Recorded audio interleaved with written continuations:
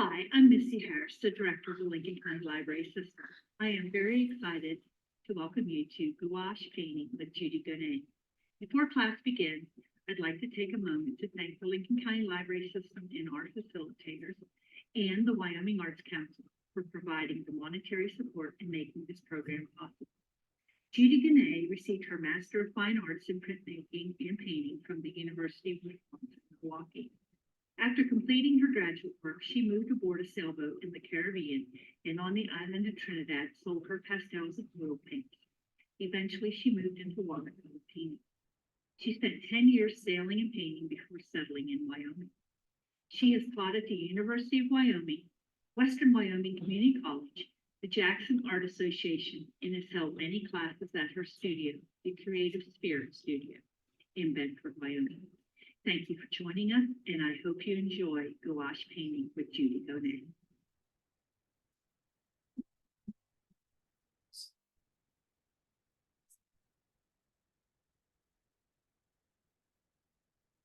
Okay, there we go. Hi, everybody. Welcome back. I don't know if I've said this before, but Miss Missy keeps saying that I taught at the University of Wyoming. I have taught at the University of Wisconsin in Milwaukee. Never taught at the University of Wyoming. I just became concerned about that because we are funded through the Wyoming Arts Council. In case they look me up. So anyway, today we're going to be doing a forest scene. This is going to be prepping us for our final project that is going to be a diptych. Okay, this may look like it's a complicated image at this point, but it's actually not. I hope. Okay, so what colors we're going to start out with in the very beginning are this is how we're going to start the whole painting. All right, so I want you to tape it as a horizontal format.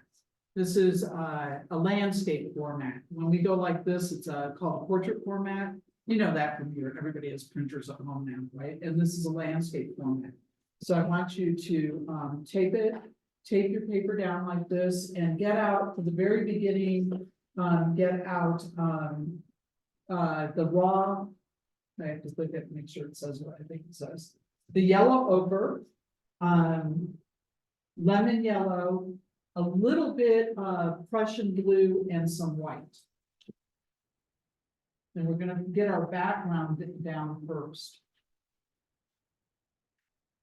So today we're going to be using the gouache a lot more like watercolor. So we're going to be using it quite transparently in the beginning, and then building up our grasses later. More in an opaque watercolor method, which is what gouache is. I'm just gonna leave that right there for you. So we're all inspired. All right.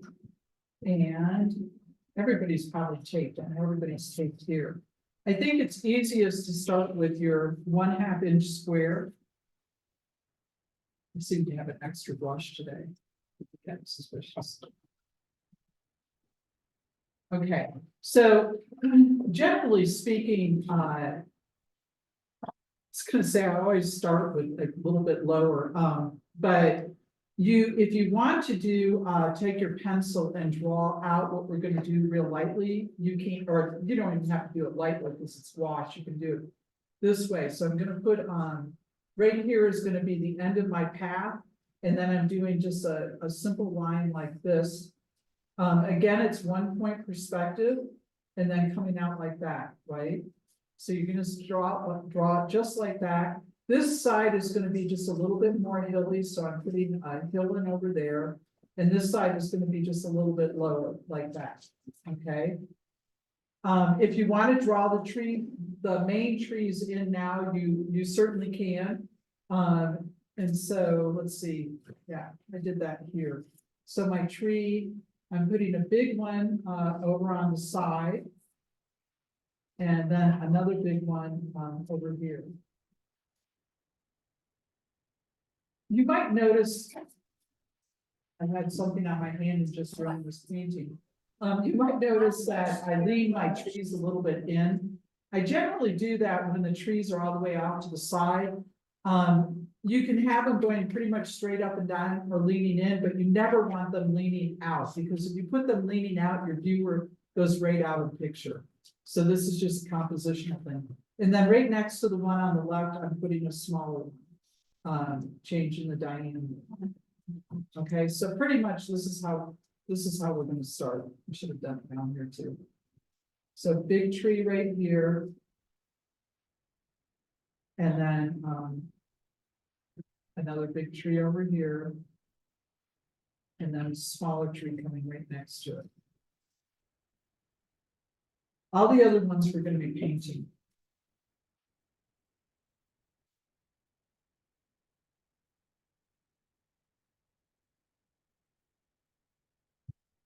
So this is the beginning of the painting right there.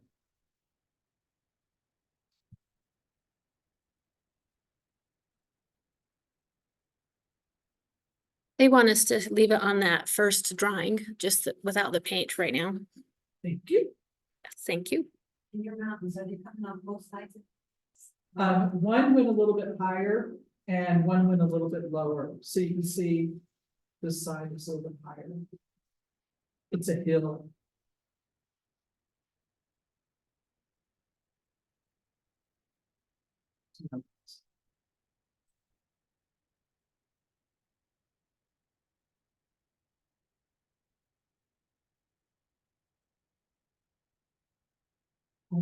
Everybody should be good with that. So, you know, technically, we could paint this without wetting the page first, but I think that, the paint goes on a lot better. So what I'm gonna do is I'm gonna very lightly, put a clear water on this, just to soften the paper and make it more ready to accept the paint. So I'm just gonna go straight, we've done this a lot, but we're going back and forth. I do not want it sopping wet. A lot of people are getting it way, way too wet. And then their paper's buckling all over the place. Your graphite might smear a little bit, don't worry about that.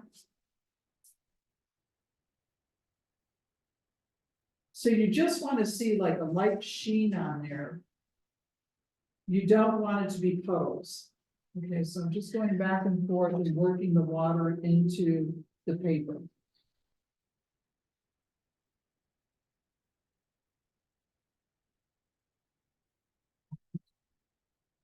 And then, not that this is important at this point, but I almost always wipe my masking tape down.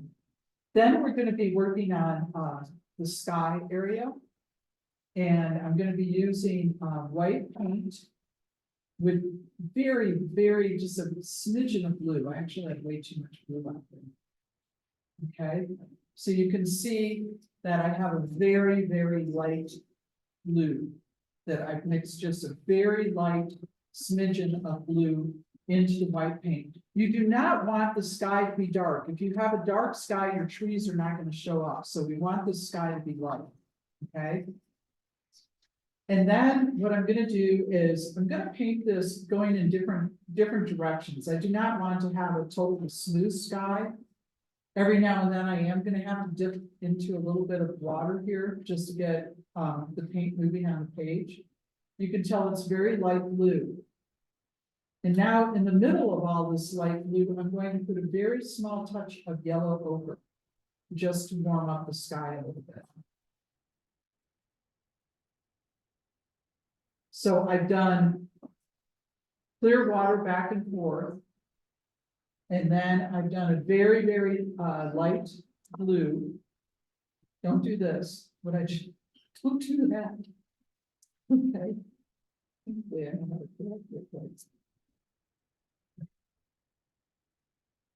And then some more light blue on the top of it.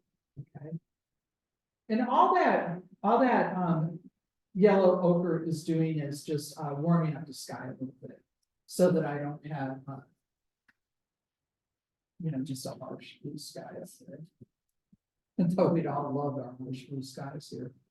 Okay. Okay, so that's the top of the all right. And then down here, it should already be wet from my initial. I'm doing yellow on the sides of our path, just yellow like this. then you don't have to worry about what direction you're painting, and just need to put the yellow down. And I'm not doing it thickly. In some of the classes where we reactivated, we've done it thickly. Like I said, this time we're gonna use, the gouache more like a transparent watercolor initially. Okay, so I've And got- this was the lemon yellow, right? Yes, lemon yellow, thank you. And then the yellow ochre is for the path in the middle. Very light, you don't want that to be too dark, so we're gonna add some more. And you can actually bring some of that up into your yellow along the sides.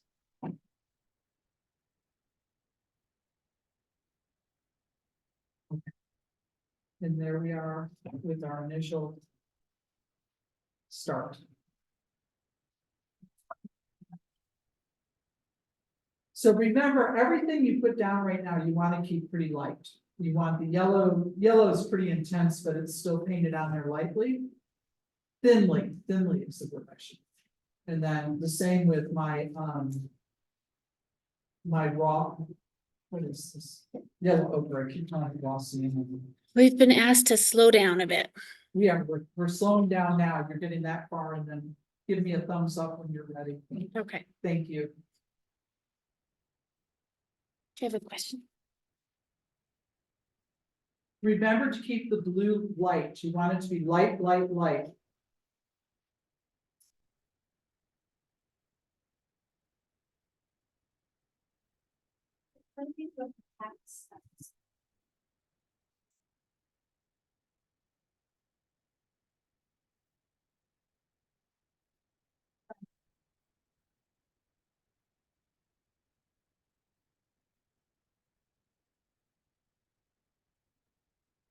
I was having trouble.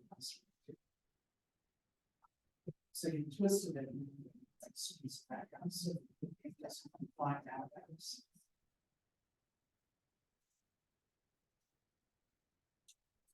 Oh,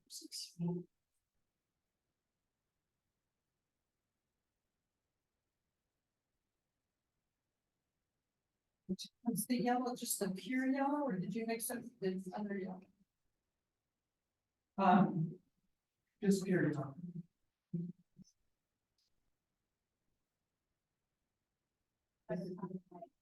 Yeah. Yeah. I'm gonna. I've been having trouble with that too, yeah, generally, yeah. I think that's what's seeing in the shot. I lost my other two, too. Yes, it is. Too far.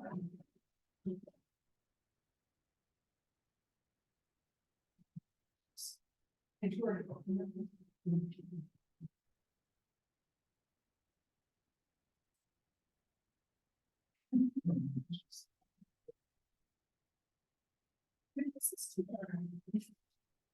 No, I would like enough. Just by having white. Yeah, you might even take a paper towel. And wipe some of it off and then pour white in it. And try not to get it too wet. I thought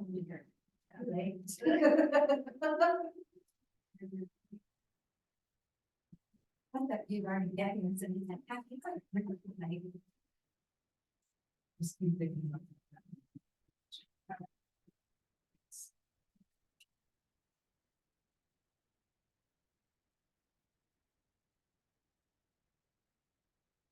Want to have a lot of white in it, you can tell when you look at this that there's hardly, you barely see it, it's like a blush. And you want to be careful that you're not getting too much blue mixed with your yellow ochre, because what does blue and yellow make? Brown. Green. Green. Oh.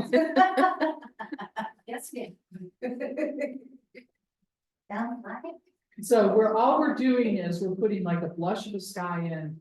The yellow ochre is merely warming the sky up a little bit. It's basically adding pollution to the air.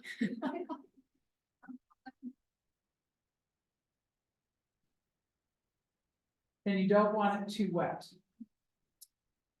Because if it's too wet, you're gonna have trouble painting those trees.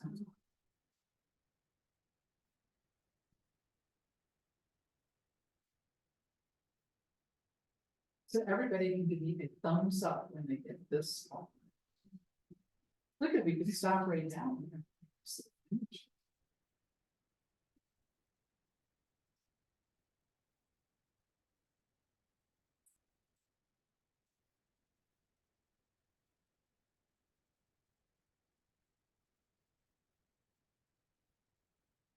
We have a thumbs up from Labarge, but it looks like everyone else is still working.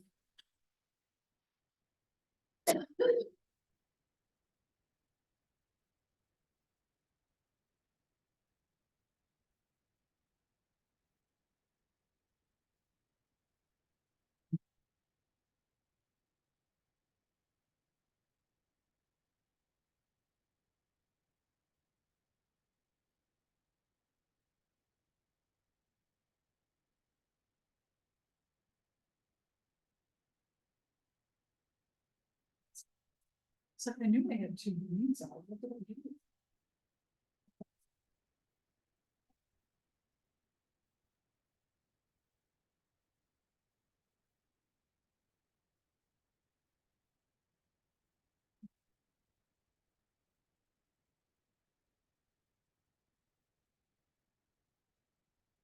And I think, did you put some yellow ochre in the sky? Yes, Oh, very lightly. So your blue needs to be a whitish blue. And then the yellow ochre is merely warming up the sky. just in the middle or kind of all over? I put it all over.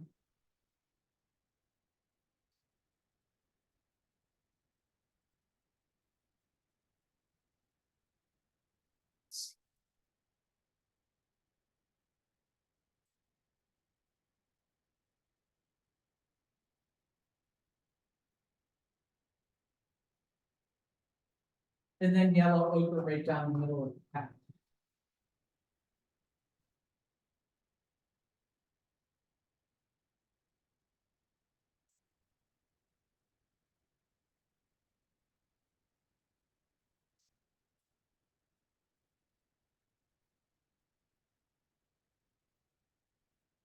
What you've done just to make it go, what do you what's in that there? You're like right in the line of sight, there's just never.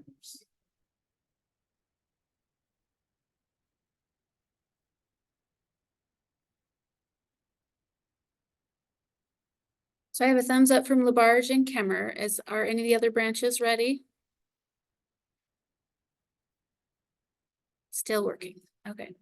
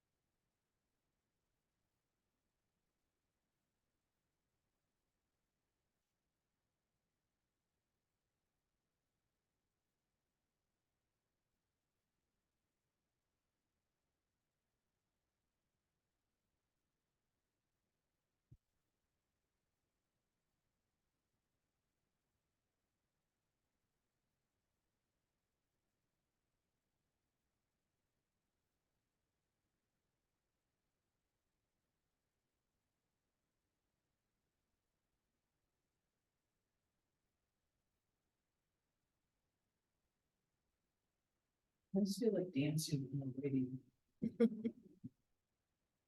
Judy, can you explain a little bit how you put the ochre in the sky, right, to track it? Don't put it in. Don't put it in, okay, Your sky is quite blue, yeah, so Okay. you're fine. All right. If you did the same thing, then don't bother with the yellow. do they? Did it turn green? No, Okay, good, good. like it has no.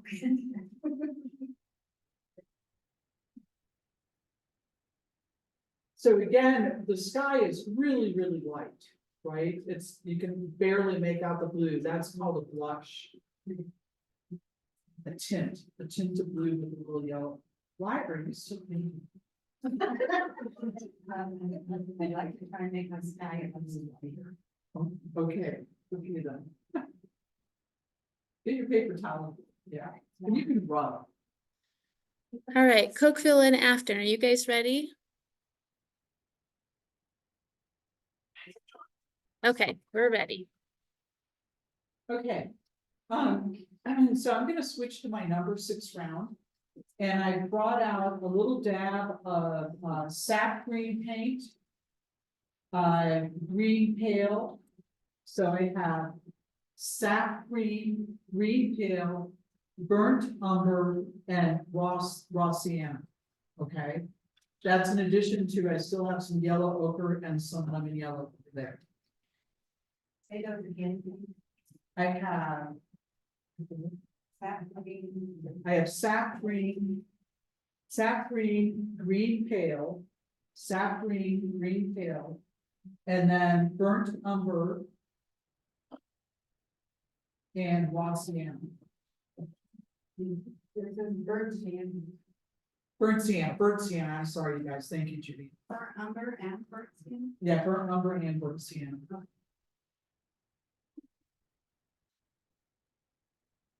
And put spots of the paint in the. We did. What was the question? Yes, go ahead and put it in your palette. Yeah, I want to put your paintings out. I had to switch to a smaller palette to fit on the table. Okay, so it is green pale, sap green, burnt sienna, and burnt umber.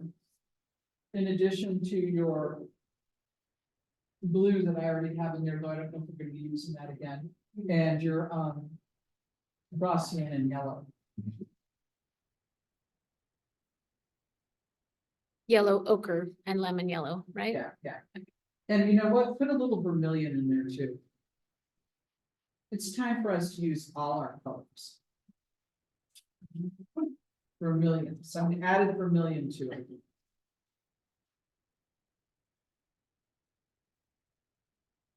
So I have sap green, green pale, vermilion, burnt sienna, and burnt umber. I probably have enough to do 50 paintings here. I'm just kidding.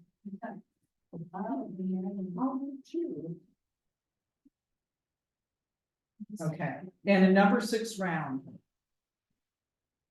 Okay. Everybody give me a thumbs up when they have their paints out and they're ready for me to show them how to paint those.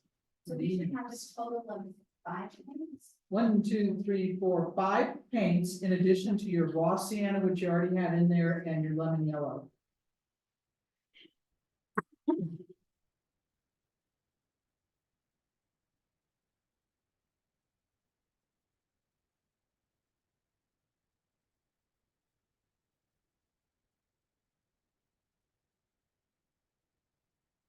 Numbers up. In the number 6 round.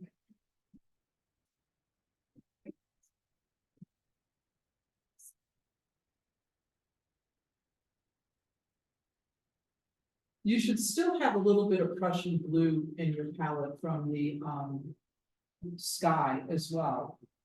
Okay, you don't need a lot of that, but you should still have it in your palette. So all in all, what I have in my palette right now is lemon yellow, yellow ochre, Prussian blue, vermilion, burnt sienna, burnt umber, sap green, and green pale. Green. Yeah. Green pale.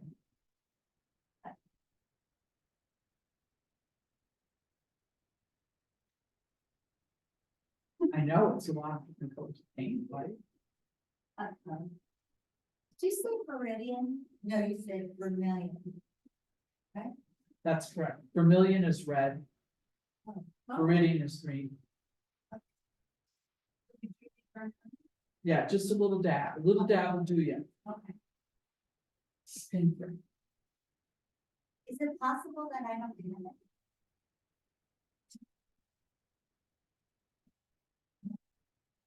That's right. Okay, no.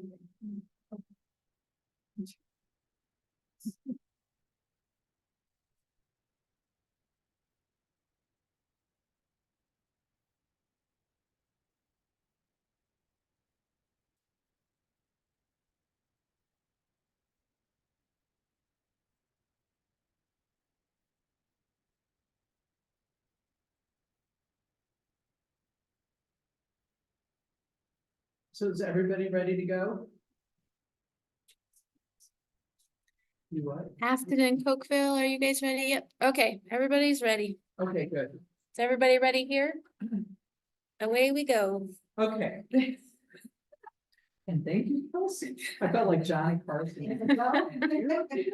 Okay, anyway.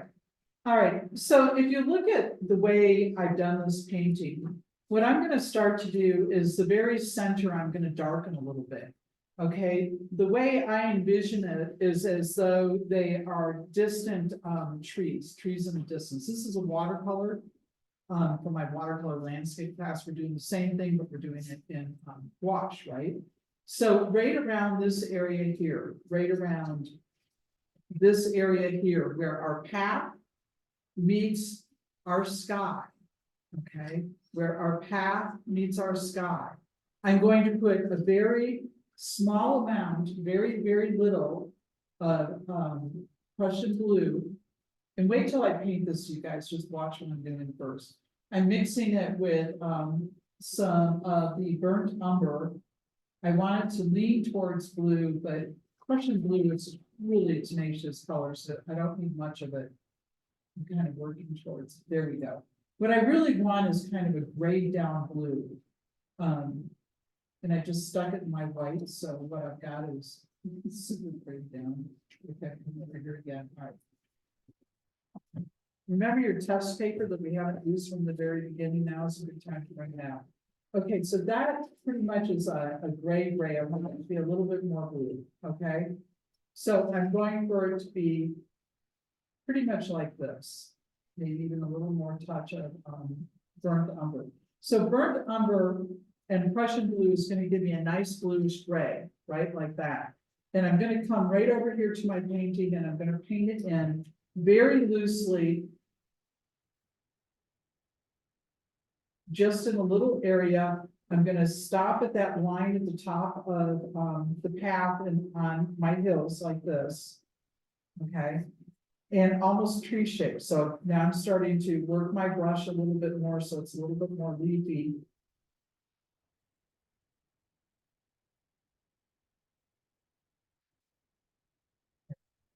And then using Judy's word, schmooing, I'm fading it out. So just like this. This is the next step that you want to do. Okay. Just like that. Don't worry about the, off to the edges or anything. The main areas here, again, not too dark, not too dark. You want it to be relatively light in color, but it's going to be the accent for our person. Okay. It's going to give us that distance that we're looking for. Okay. So this is the next step, and everybody give me a thumbs up when you've gotten this far. How do you make it lighter? Then you need to rinse your brush out thoroughly rinse it out. Paper down. Tomorrow. This is how I rinse my brush. Which is why I always put it to the side, right? And then make sure you get all the paint off of there, and then just a little itty, I mean, this is taking like, because it is so blue, very, very small amount of the blue. Like that, and then coming over into this, you need very, very little of this. And then test it out on your paper. If it comes out this dark, that's too dark. I can even go right in there and just pick some up and move it over. Okay, so you want it to not be too dark. And yeah, and Prussian blue is a really, it's in watercolor, it's a staining, very, very aggressive color. So yeah, you have to be careful with it.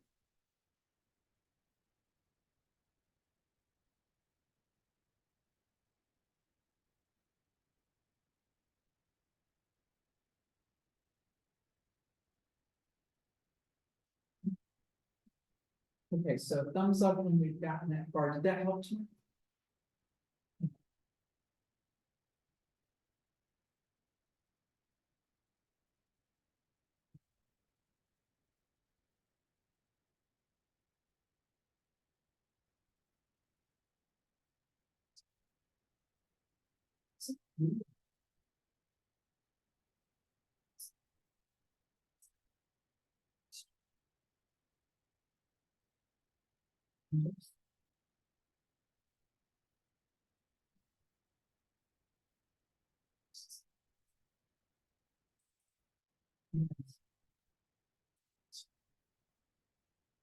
So you're, yeah, yeah.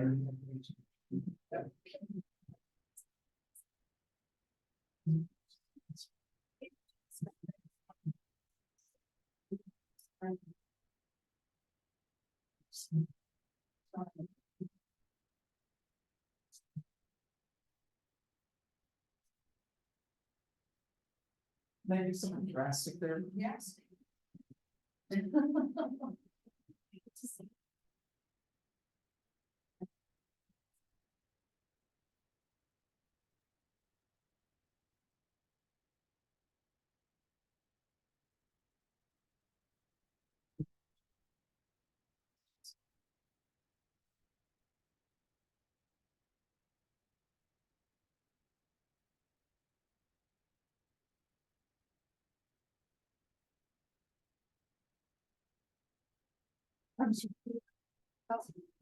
See if you have a question.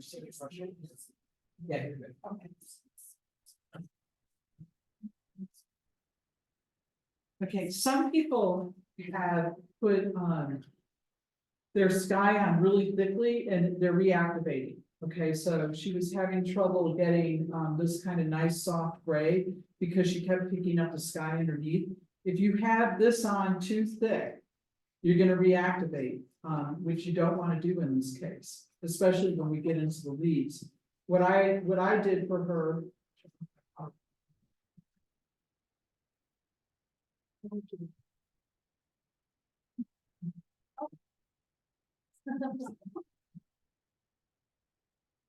Not that I would recommend it, but what I did and what you can do in gouache is I took my water bottle and put a little bit of water on there and then I just scrubbed it back and forth to pick up some of the paint, right? And I hope it works from here on out. But you guys know you can start on too. Okay, so we've all gotten this far. I'm gonna move into putting the leaves down. Okay.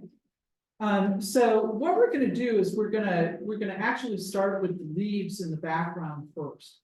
And then we're gonna paint some trees in and then more leaves and then some more trees. And the way you paint the leaves in is it's pretty much using your number 6 round brush and just going back and forth with your greens. I never use my green straight out of the tube, so I'm coming in right now to my darker green, which is my, I have to look at what they call them, sap green. All right. It's in yourself, okay, so I'm coming in. I have way too much water there. If you do have a thick background, you're going to need to be really thick with your green. Okay, I'm coming in with the green. And now I'm going to soften it with just a little bit of a touch of burnt umber. Adding a little bit more green, okay? I am just doling down my green because it's going to go in the background. Okay, so where's my test paper?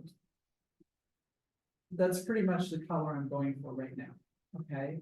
And that is my sap green mixed with a teeny tiny amount of burnt umber. You want to keep going. If you've added too much burnt umber and your green turns brown, then you're going to want to just keep adding more green until you get a good, nice, dulled down green color, okay?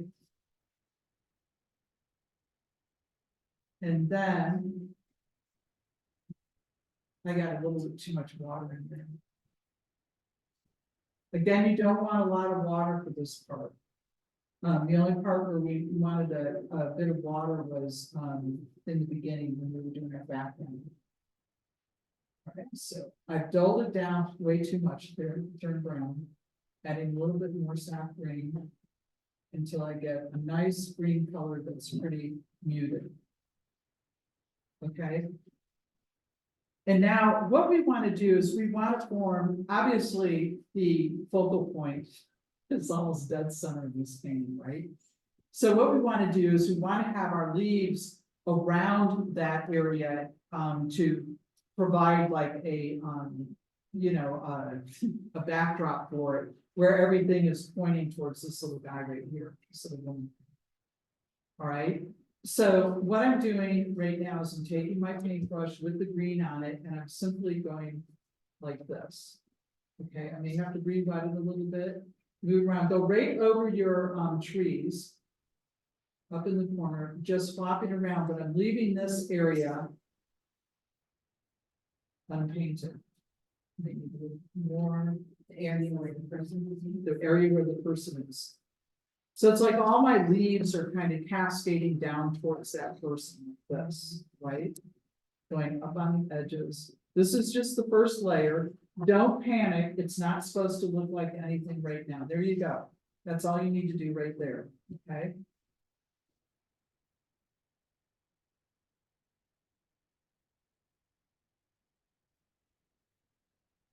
Trust the process.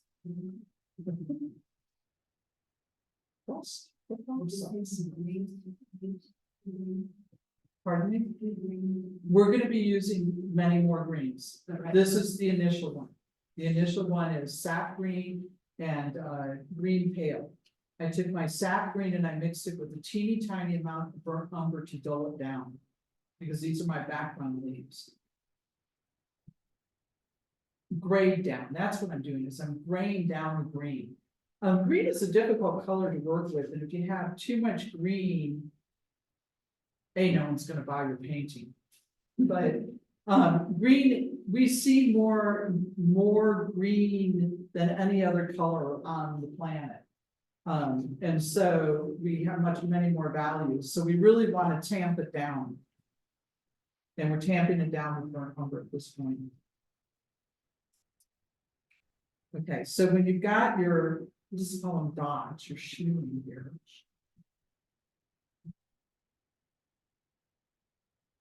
Okay. Is everybody ready for the next step? Not quite. Oh, there's agony. How about everybody gives me a thumbs up when we get this far?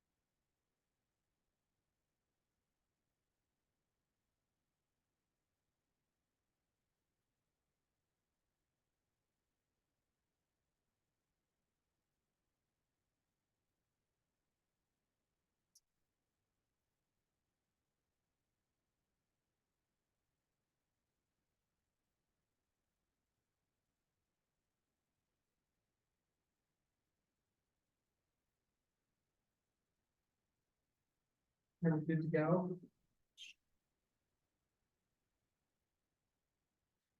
We're still waiting for thumbs up from some of the other branches. Afton's ready, Kemmer's ready, The barge is ready. Cokeville and Labarge are ready. Okay. Okay, the next step that we're gonna do is we're gonna put in some of the background trees, these trees back here. You're gonna need your rigger for this. Your number 3 rigger. I accidentally have 2 riggers in here, so it is number 3. So number three rigger, okay? I want everybody to bring their practice sheet of paper out.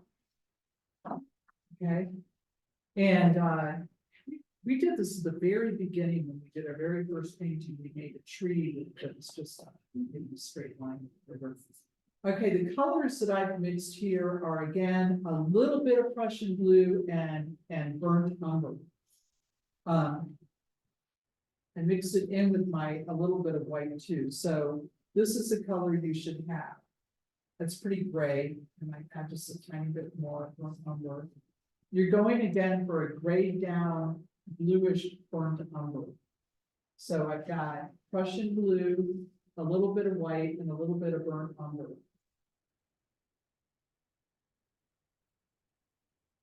You don't want it to be too dark because these are background trees. So. If you're going too dark.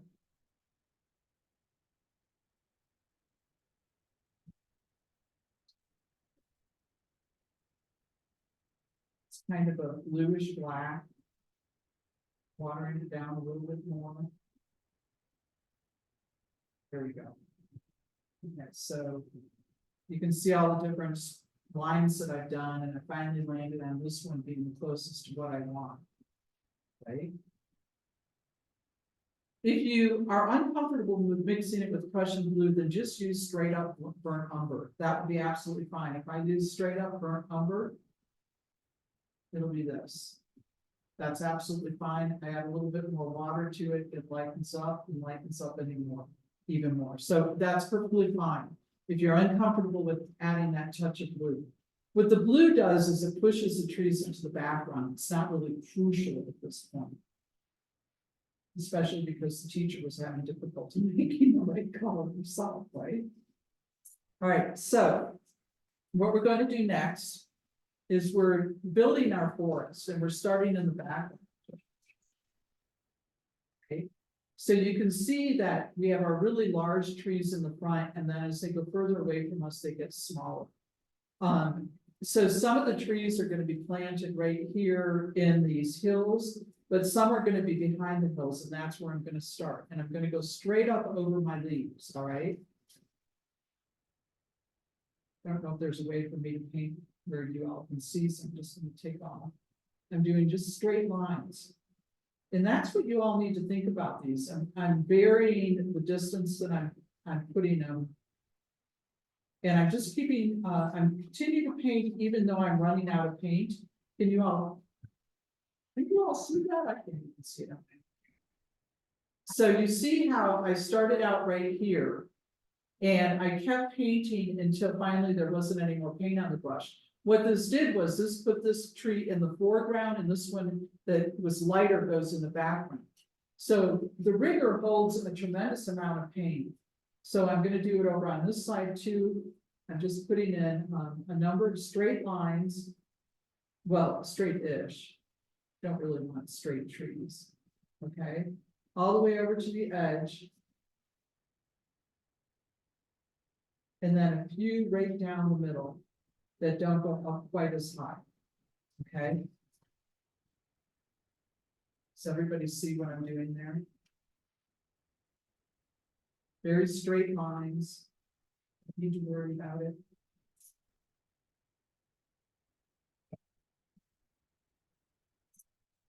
And then the moment we've all been waiting for, we're going to paint those big trees.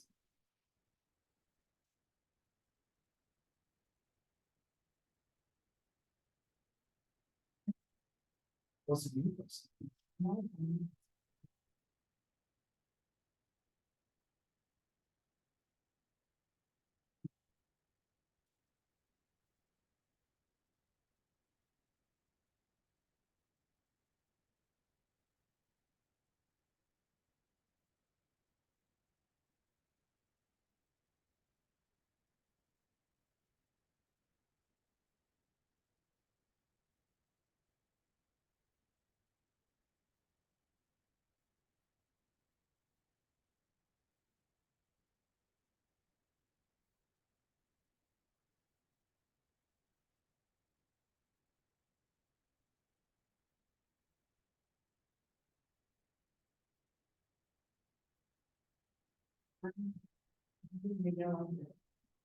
Yes, oh, I'm sorry. I didn't keep them. Behind the yellow, that yellow, you can also at this point have one or two that come in.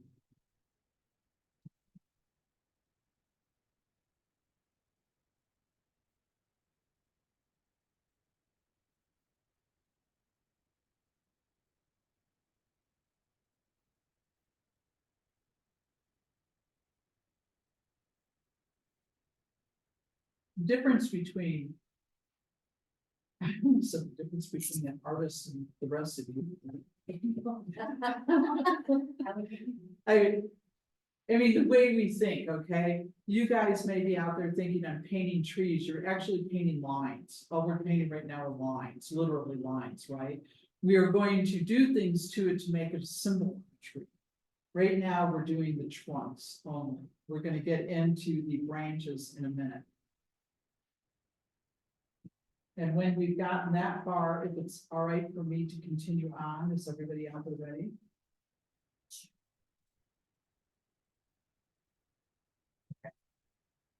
I'm going into my burnt umber again, and again. No, yes, I'm sorry, no, yes. I'm going with my 1/2 inch, right, because I'm gonna paint those big trees in right away. Again, if you're not comfortable with mixing a little bit of paint into your burnt umber, just use straight burnt umber, that's fine. I will do my demonstration in straight burnt umber, and then I'll do a second tree with a little bit more color added into it. I'm gonna go right across my leaves and just paint this straight up like this.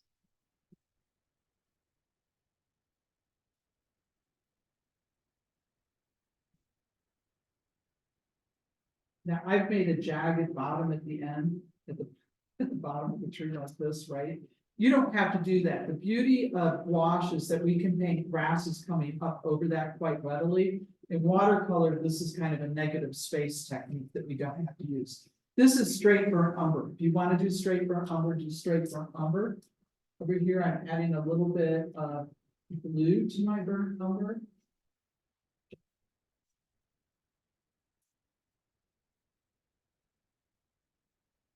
And then again, painting this tree over here straight up.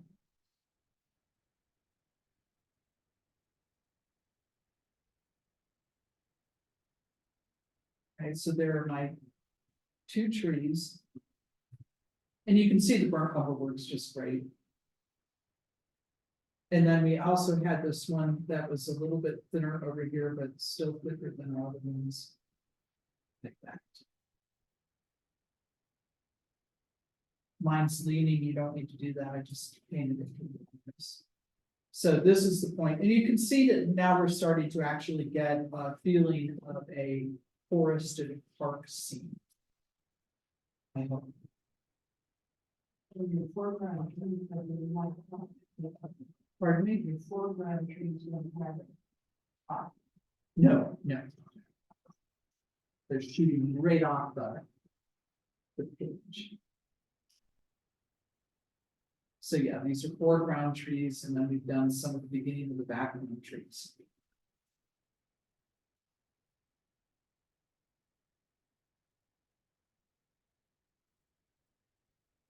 When everybody gets this far, give me a thumbs up.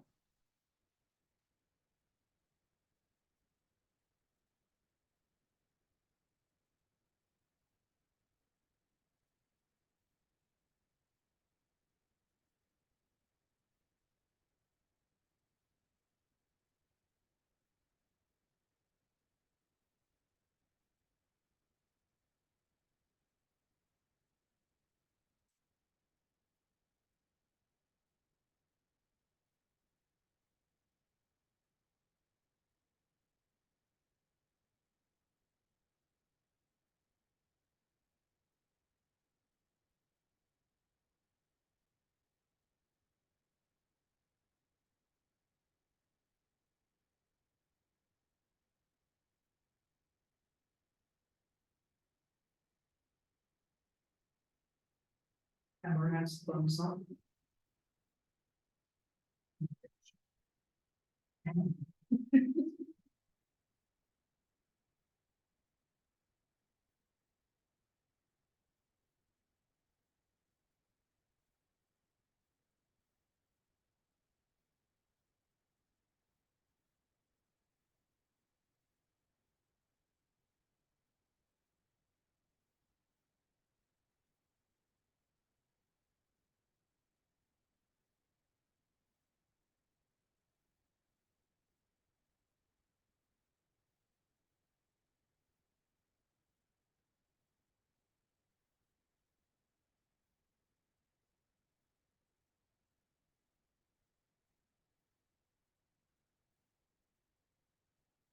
Now, thumbs up. Yeah, so we have thumbs up from Labarge, Copeville, Cameron, Alpine. And Acton? Yes, they're ready. Okay, good. All right, so the next step we're gonna do is we're gonna add a few more brightly colored leaves. All right, so I'm coming into my, what is it called, pale green, green pale. But again, I want to tone it down a little bit because this is a pretty bright green, so I'm adding just a little bit of burnt umber again. So that I have taken my pale green, added a teeny tiny amount of burnt umber. I'm using those words a lot today, teeny tiny. This is a teeny tiny. That's about the color I'm looking for, right? And then I'm coming, it's exactly the same as the last color. Redirect. I'm adding a teeny tiny more of the green pale, coming in on top. Okay, I want it brighter yet. I'm gonna come in and add some yellow, you guys. Okay, there we go. And some lighter color in there. Just around well, just all over the place. I'm gonna go over this tree right here, the thinner tree, but I'm not gonna go over these two trunks, okay? There are no leaves that are gonna cross the two biggest trunks, but I do have some leaves crossing this one and in the background, and you just see a few. Which And- brush are you using? Oh, number 6 round, thank you. All the leaves are gonna be made with the number 6 round. All right, so what I ended up doing was, after much consternation, I added a little bit of lemon yellow to my pale green pale. It's hard for an American, to lighten it up a little bit, and then I painted some lighter greens around the central area and over on the edges too, just a little bit, okay?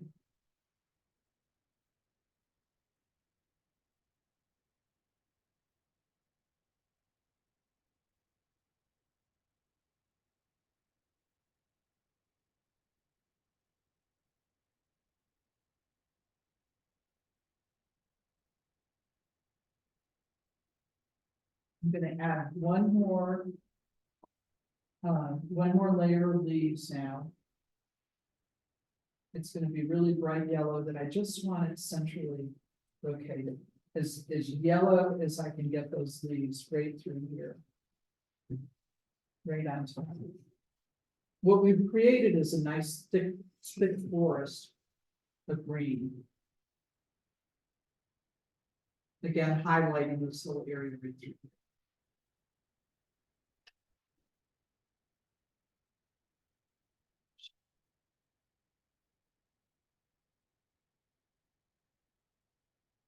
And once you get this far, then we're gonna go back to the rigger.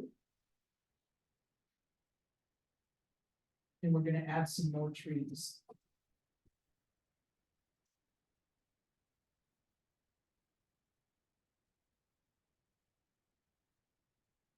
So I'm just gonna carry on going right over my leaves, adding more trees.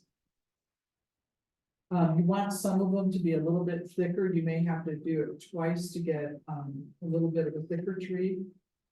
A wider tree, I guess is the word for it. So what we've done now is we've painted some lines in the background. We've covered them with leaves, and now we're painting lines on top of those leaves.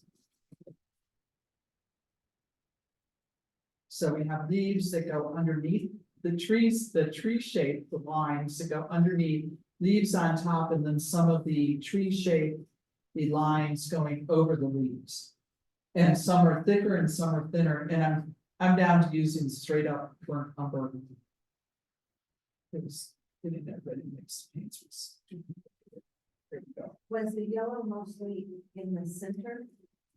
I put some on a little bit over on the edges too, but mostly in the center, yes. So generally speaking, you want to get to this point. And then we need to start making branches.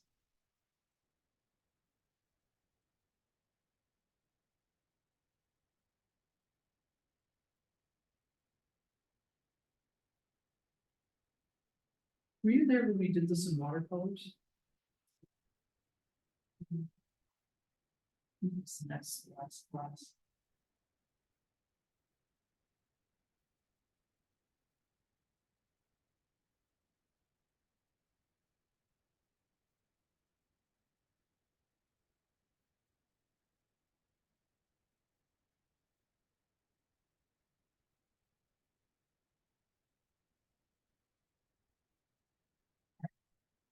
So the next thing after we've worked on all of these lines coming straight up is now we want to make some branches. Okay, the first big branch that I'm gonna do, I'm gonna come off of this skinnier tree right here. Like this one, right? And I'm just gonna come out, what again, I wanted to kind of drape over my focal point, so I'm bringing it up. Actually taking it off the page and then having it come back in.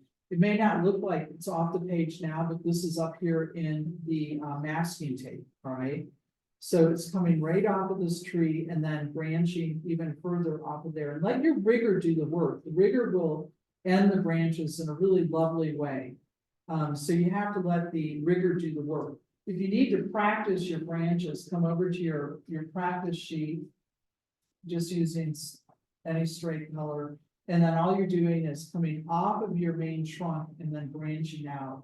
Literally, okay? So it's a straight up and then a branching out.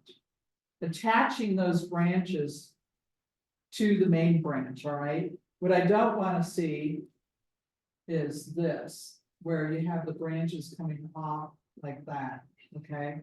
That's not what you want to do, but inevitably everybody does. So you want to attach your branches to your trunk and then to the main branch. So coming again back to this one, I just am continuing to add little branches, even way in the distance on these smaller trees. You don't want to go too dark. You want to keep them about the same value that they were back there, and just branching off.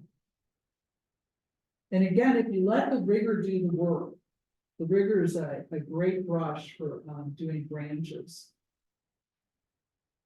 And you just want to go right across your leaves, go right across your previous trunk. So you can see that I'm just building branches.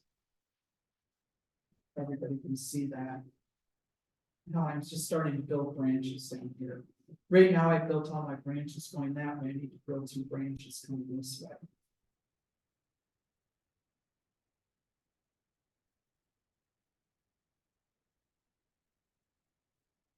Coming off of my main trunk. Again, I'm kind of leaving, I'm adding a few more trees in that distant background.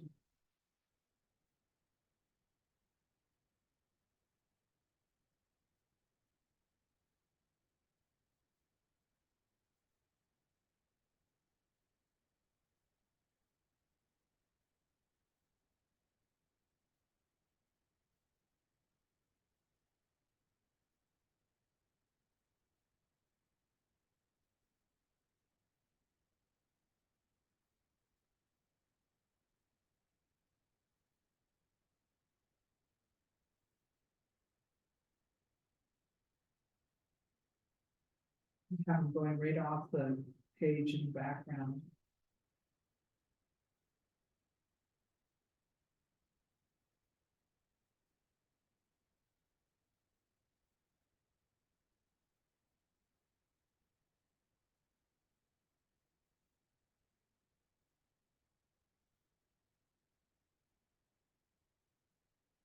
Is everybody doing all right with that? I don't hear any agonizing sounds out there.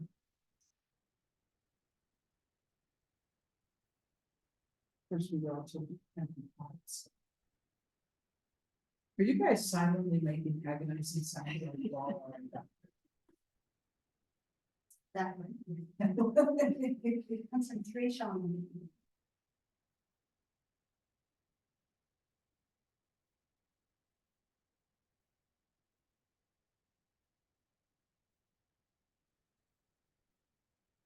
So you can see I just have branches coming. Can you want subject?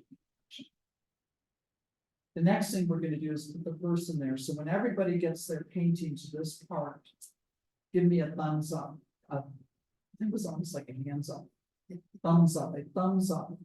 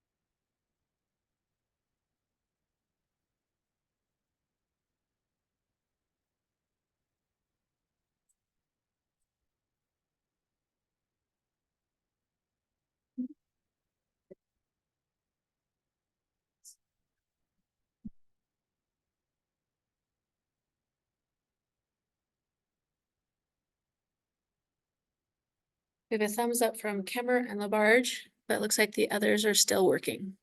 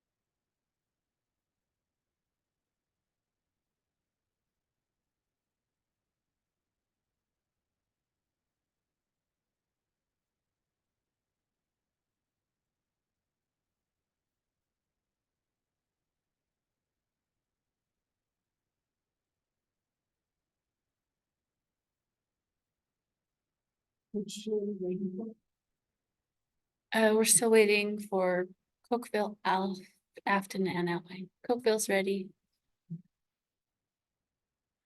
Afton's ready. How about Thane? Are you guys ready? All right, everybody is ready. Okay. Now, the next thing that we're gonna wanna do, when we've gotten this far, is we're gonna wanna start, working a little bit more on the grasses, all right? We've talked before about how we do, sometimes put down black and then put the grasses on top, which I did in none of these. I did it like this in this one, but I wasn't really happy with that, so we're gonna do it in a little bit of a different way. One of the things that I wanna do is I do wanna get a little bit of green into this yellow area, but I wanna generally leave the tops of it more yellow. So what I've done is I've mixed a little bit of my green pale with this teeny tiny amount of the burnt umber to dull it down a little bit. And then I'm just gonna get a little bit of, not too much water. Not too much. Just gonna get a little bit of green, but not the tops, leave these tops. So I'm just gonna go around like this and add just a little touches of green, okay? Just to get some green up in that area. And then I'm gonna come down with this green, which I'm gonna let you mix after you see me paint. What I did here was sap green with a little bit of Prussian blue, just a little bit, you don't want blue green, and a teeny tiny amount I'm so tired of doing teeny tiny, a little bit of burnt umber to dull it down. And that way I've made a really dark green here. So I'm gonna use my dark green and I'm gonna come along the very edge of my path here like this. You just paint it all as a straight line.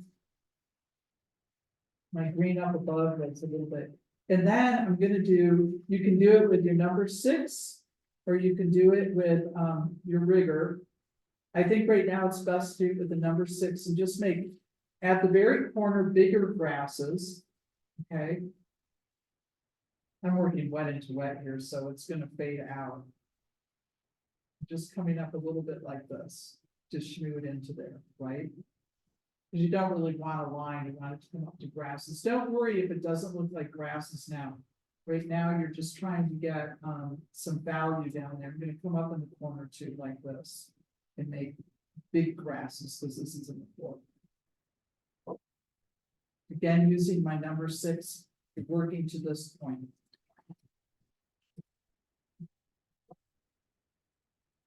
And then while that dries, we're going to put in a person. So you should just make a dark green. And the easiest way to make a dark green is to use your sap green with a little bit of burnt umber and a tiny touch of Prussian blue. That one little thing of Prussian blue that I put out is, like I said, was enough for about 16 of these paintings. Because Prussian blue is a really, really dark color.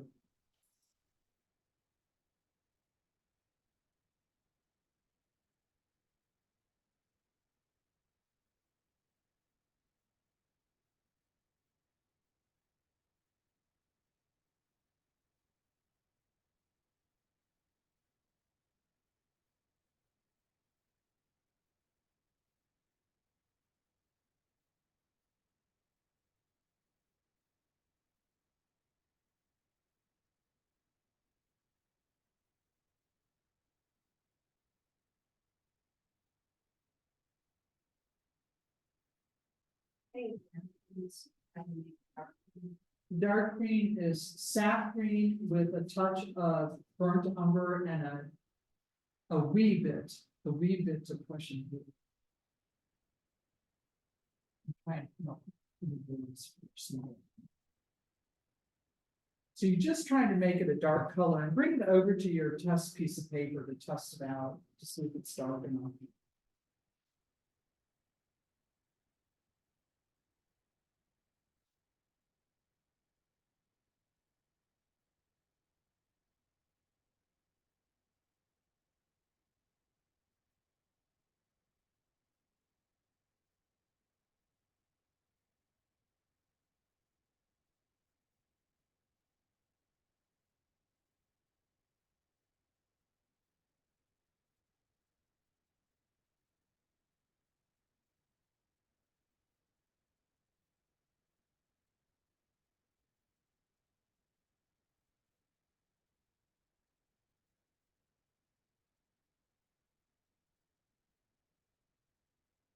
So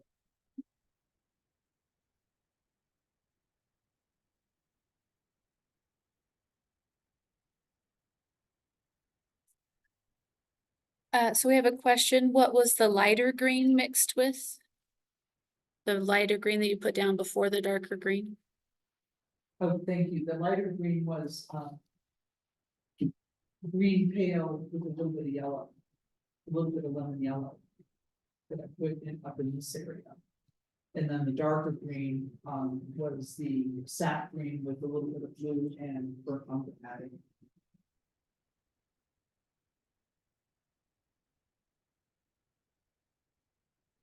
And you can see how it nicely outlines the path.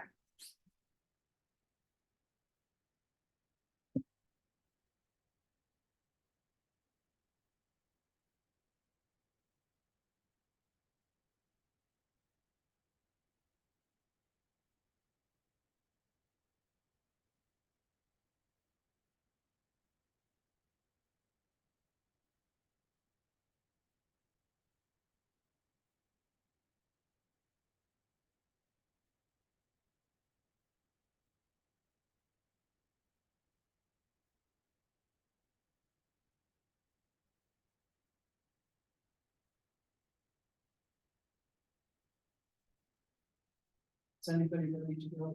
Person? Yeah. Person.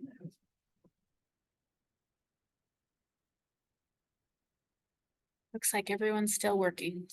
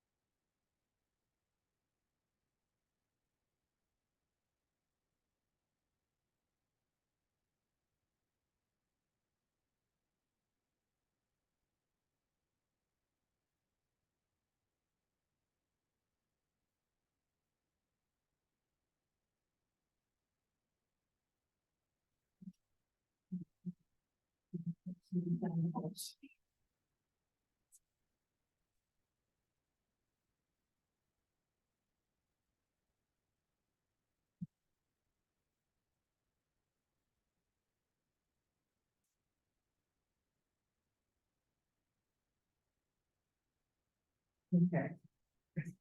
Are we ready for the person? Yes, it looks like most of them are ready to go to the next thing. Okay, so the person that we're gonna put in there is gonna have a red jacket on, because the red is, will show up nicely on this background, right? You can see how small my person is. And really, the person is just a blob. The easiest way to, such a technical term, we're gonna paint a blob now. We're gonna go into our vermilion red, which is already dry. I'm using the rigger because the rigger is the smallest brush I have. And I'm concerned that you guys might get too big of a blob, so I would start with your rigger. Okay, so I'm just getting a little bit of the red ready. This is what the person is gonna look like, okay? It's gonna be black for the head, a red jacket and black pants. So generally speaking, what I do is, and you don't want it to be too big, right? So I'm just putting in a little bit of red. Don't worry about the arms right now, just put, even if you do it a square like this. Okay, my person's already gotten too big. And then I'm coming in, I don't have black on my palette, so I'm just gonna use burnt umber for the head. And then I'm just doing a little bit of a circle for the head. I'm sad to say that my head has Mickey Mouse ears. Okay. It's really small, and then just two straight black lines for the legs. Okay, there you go. It's so small, I have to hold it up with the camera. There you go. See, all I did was a rectangular shape for the jacket, two straight black lines for the legs, and then the black head, which I used burnt umber for because it was dark. Right? Very simple.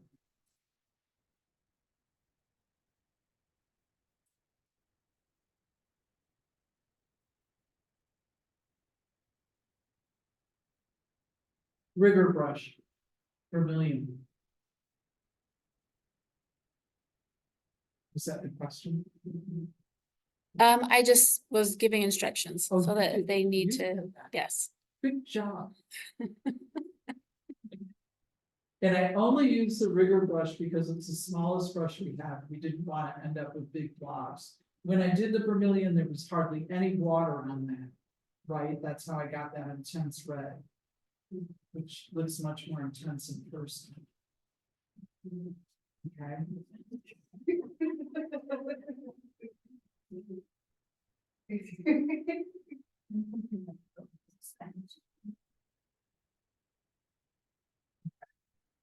Now, you're gonna notice on this one, the one that I did the sample, that I have a lot more grasses in there. If we have time, we're gonna put some more layers of grasses on, but right now I wanna do a little bit more work on the path. I wanna add a little bit more of a darker area, right? So all I'm doing here is taking, some of the burnt umber again and my number 6.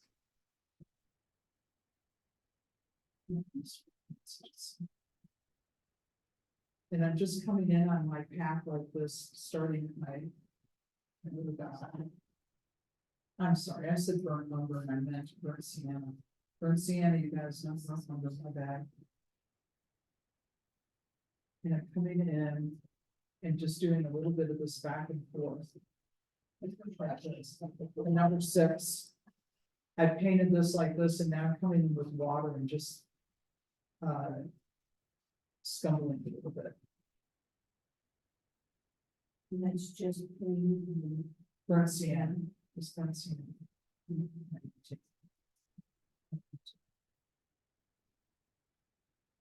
Okay, you just see that it gave a little bit more life to that character.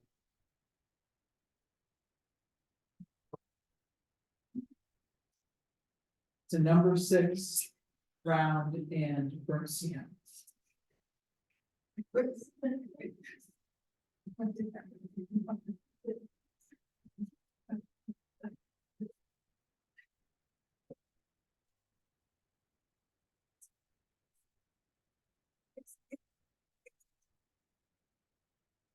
And those of you who might be ready.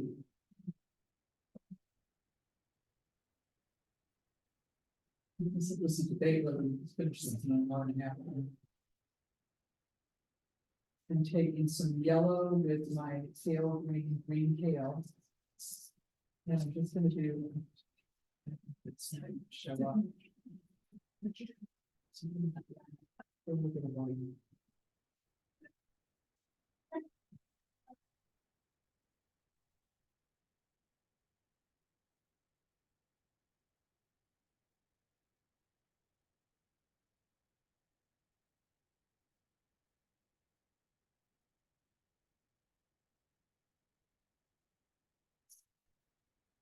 It was yellow and more green. Yes, and a little bit of white. Maybe more grass. Yeah, just get more light grasses in the front. If we had gone black with those original grasses, mine's just a little bit too light, it would be showing up a lot more. But time was a constraint. Also, one of the things that I failed to mention, which I'm gonna mention now, is that you need to ground your trees. I have some floating trees out there. By floating trees, I mean that I have these trees that are just sitting in the grasses. So all I do to ground them is I'm taking a little bit of that dark green and I maybe doing a little bit of line underneath it. And then softening it out like that.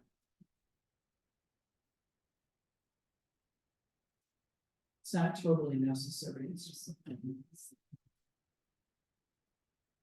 And then this is not showing up that way, that well, unfortunately. Maybe I'll add some darker color. To get more grasses in. I went with the straight up Prussian blue so you can see it more readily. And then I did a few of the lemon yellow, green pale, and white. And I'm coming up over the tree right here, and adding some grasses in at the bottom of it. Just like that. Voila. What I did write down here, because I didn't get my initial green dark enough, so I just threw some Prussian blue in there for contrast. Right? Nobody has to do that. I mean, even if I had finished this painting before I added some more grasses, it would be fine.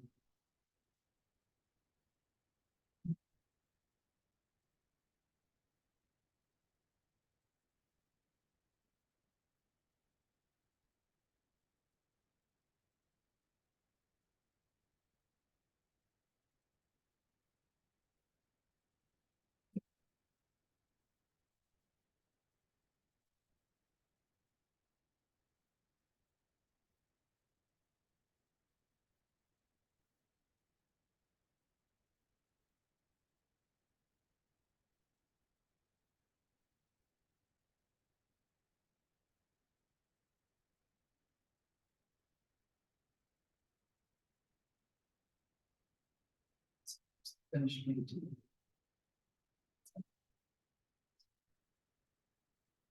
It almost always comes together when you take the tape off.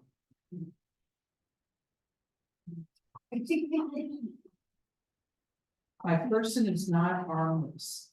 They have a dog on a leash and their arms are in front of them. The dogs are pulling. Okay. Mine's wearing out. I don't know if we're gonna have any time for show and tell. That's good. I think everybody's, oh, now. The studio audience here in Pink is getting a little bad.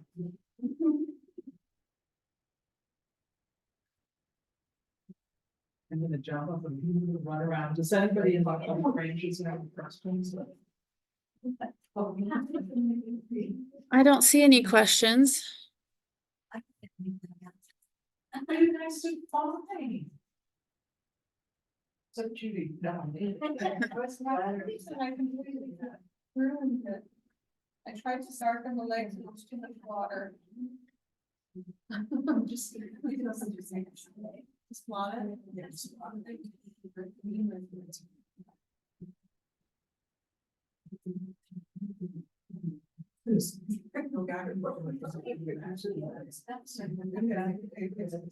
just. Just a little bit. I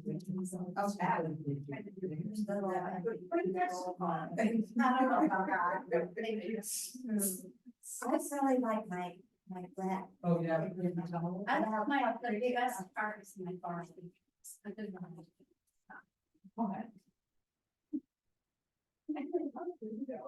Oh, my goodness. Flowers, oh, and offers, I love that. Do you want to see? Yeah, see other stuff.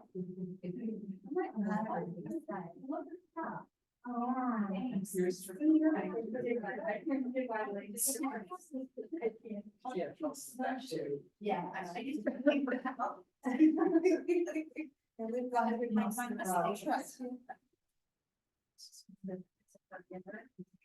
Here's. Whoops.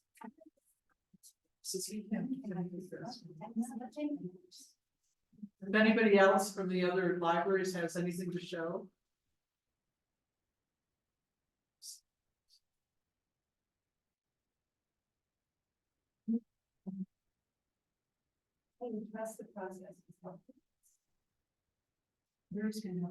Yeah, let me spotlight that Cokeville. There you go. Good. That's dark forest.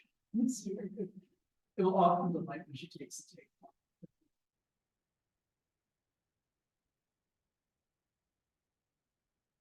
Oh, good. Good, thank you. Oh. Very good. They did the best job on the grasses. Yeah.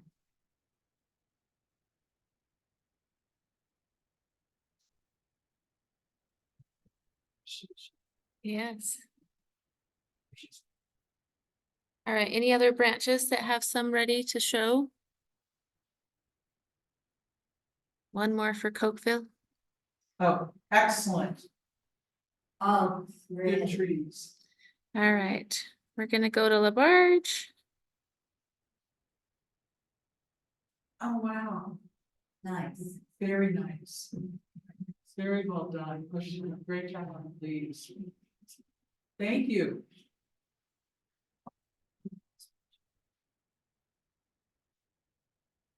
All right, and it looks like everybody else is still working. Okay.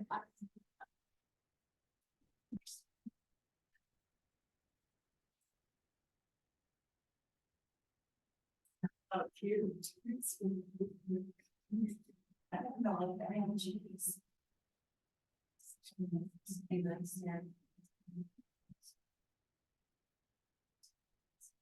That's. I feel like your person is doing something nefarious. That's the case, I think. I love the use words faster. Okay, how about anybody else? How about these? Those things to the shop. Yeah, All right. All right, well, this was kind of a tester to see if we were gonna be able to do the final project. Just left me with like, okay, so the final project is supposed to be a diptych, two paintings that go together. Okay, and I hope we have new mats. So I haven't really been satisfied with either of my paintings so far, but it's gonna be something like that. Oh, it's so. Okay, so we're gonna be doing, probably autumn. I feel like autumn is the best. The best colors to go. And, it will be, a river on one side and then a path on another. Quite like this, right? I also did winter, but I think we're all done with winter, so forget that. And the green was just too green. For me. Yeah, I like that Yeah. one. So I think we're gonna go with autumn, and it will be these two paintings. We kind of have to work them simultaneously, or maybe we'll work them separately. I have to decide for next week. If we do autumn, we have to make our little guy blue. Which one? You're right there, Little yeah. guy's blue, there we go.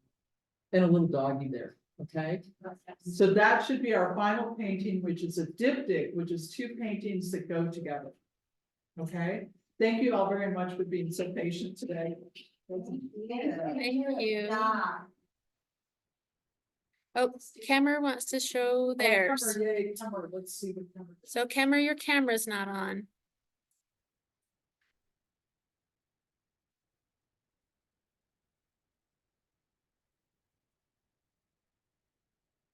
Excuse my mess. Kemmer, I don't have your camera.